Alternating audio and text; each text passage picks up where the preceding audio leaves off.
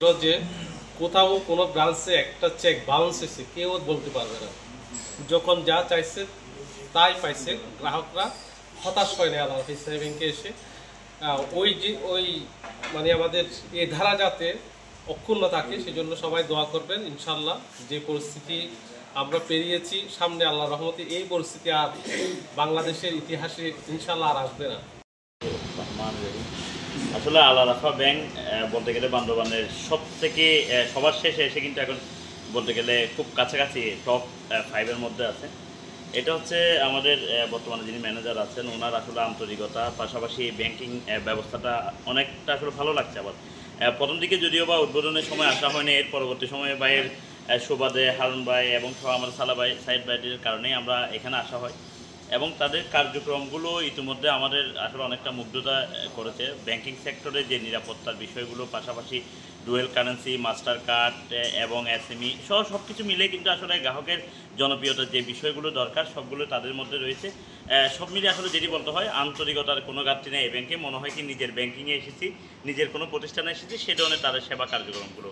আমি আজকে তাদের এই 3 দশক পূর্তিতে তাদের অত্যন্ত সাফল্য কামনা করছি এবং আশা করছি আগামীতে বান্দরবানের যে ব্যাংকিংগুলো রয়েছে সবগুলোর মধ্যে আল আরাফা ব্যাংক 1 নম্বরে থাকবে, এমনটাই আশা করছি।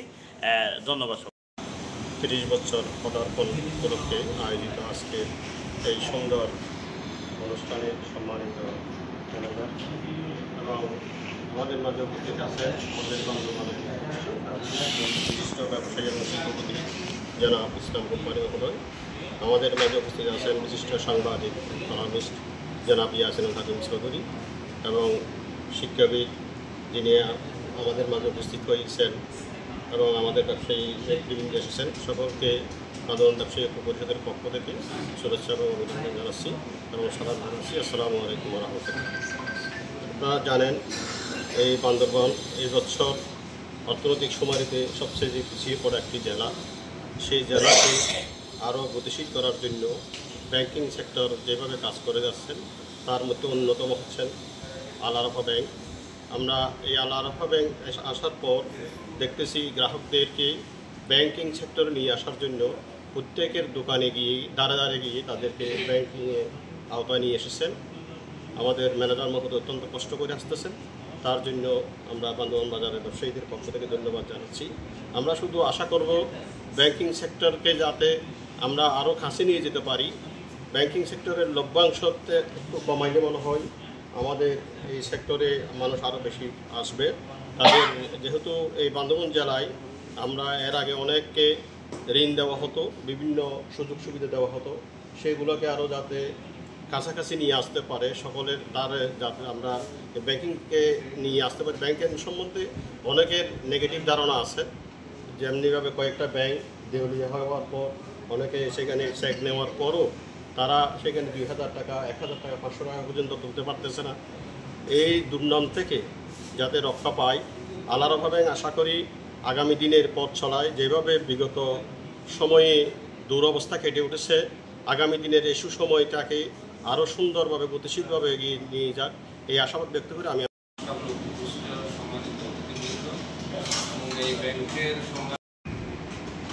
আমরা ইসলামী ব্যাংক এবং আল আরাফা ইসলামী ব্যাংক খুব কাছাকাছি মনে করি। এই দুটো ব্যাংকেই একটা শরিয়া মোতাবেক পরিচালিত হয়। ইসলামী ব্যাংক যেভাবে একটা শরিয়া কমিটি আছে, ঠিক তেমনিভাবে আল আরাফা ইসলামী ব্যাংকও একটা শরিয়া কমিটি আছে, যার কারণে আমরা যারা শরিয়ার দিকে চিন্তা করি ওদের জন্য এই দুটি ব্যাংকে বেছে নেওয়া দরকার আমি মনে করি। তো আলহামদুলিল্লাহ এতদিন যাবৎ আল আরাফা ইসলামী ব্যাংক ছিল না, এখন আল আরাফা ইসলামী ব্যাংক আসছে। তো সুতরাং ইসলামী ব্যাংকে যারা আছেন তারা পাশাপাশি ওটা যদি বড় ভাই হয় এটা ছোট ভাই হিসাবে এটাকে প্রাধান্য দেওয়া দরকার।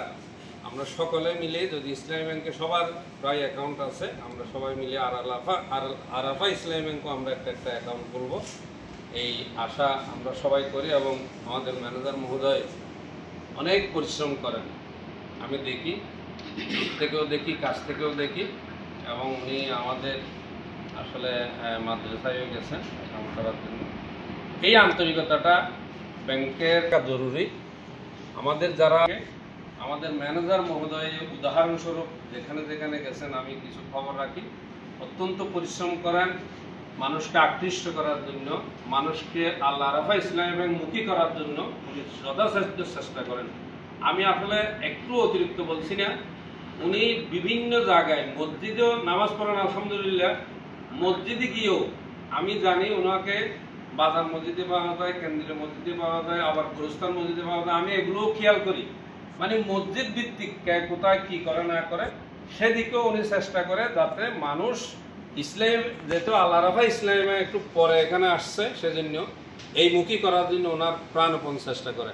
আলহামদুলিল্লাহ আপনার এই প্রচেষ্টা সফল হবে ইনশাল্লাহ। যাই হোক, তো ব্যাংকের প্রতি যে একটা বিরূপ মনোভাব বর্তমান সময়ে, বিশেষ করে বিগত 10 বছর যাবৎ মানুষের আস্থার স্থলটা বিনষ্ট হয়ে গেছে বিভিন্ন কারণে। বিভিন্ন ব্যাংকের বিষয়গুলো দেখে মানুষের আস্থা একটু ঘাটতি হয়েছে। আশা করি আপনাদের মতো ম্যানেজার যদি থাকে, আপনাদের মতো অফিসার যদি থাকে, ভালো অফিসার থাকে, নিশ্চয়ই যেটা দুর্নাম আসতেছে ব্যাংকের প্রতি সেটা কেটে উঠবে। অনেকেই বলছে যে, মানে এরকমও বলছে যে আমরা ব্যাংকে টাকা রাখবো না, এই টাকাগুলো স্বর্ণ বার করে ওটা মাটিতে গেড়ে রাখবো, সেরকম আলোচনাও আমাদের কাছে হয়েছে। কি জন্য? এটা ব্যাংকের প্রতি আস্থা হারানোর কারণে। তাই ম্যানেজার এবং অফিসারের কারণে নয়, হয়তো আরো বড় বড় দিক থেকে ওখানে সমস্যাটা করেছে। ওদিকে আর যাচ্ছি না। আপনারা সকলেই জানেন, আমরাও সবাই জানি ব্যাংকের প্রতি আস্থার একটু সংকট রয়েছে। তো আশা করি আস্থা সংকটটা কেটে যাবে, কেটে ফেলবেন। এটা আমাদের আপনাদের আন্তরিকতা, হৃদ্যতা সব কিছু দিয়ে আপনারা জনগণকে, যেহেতু পিএলসি লাগাইছে সেহেতু আপনাদের বুঝতে হবে পিএলসিটা কি জন্য সরকারে লাগাইছে। এই কথাটা লাগানোর কারণ হলো আমরাও আপনাদের ব্যাংকের সাথে আছি, সেই কথাই প্রমাণ করে। যাই হোক, কথা বেশি বাড়াবো না। এই সুন্দর অনুষ্ঠানের জন্য আমি আবারও এই ব্যাংকের সম্মানিত অফিসার এবং ম্যানেজার সহ আপনারা যারা আজকে এই অনুষ্ঠানে উপস্থিত হয়ে আমাদের ম্যানেজার সহ এই ব্যাংকে, অর্থাৎ আল্লাহ রাফা ইসলামী ব্যাংকের পদার্পণ, 31 বছর পদার্পণ, শুভ এই যে কোরআনে খতম, এগুলো সাফল্যমণ্ডিত হয়েছে মনে করি। আর আমি আমার কথা না বাড়িয়ে এই সুন্দর অনুষ্ঠানে আমাদেরকে দাওয়াত করার জন্য আবারও ম্যানেজার এবং অফিসার সকলকে আন্তরিক মোবারকবাদ এবং ধন্যবাদ জানিয়ে আমার কথা শেষ করছি।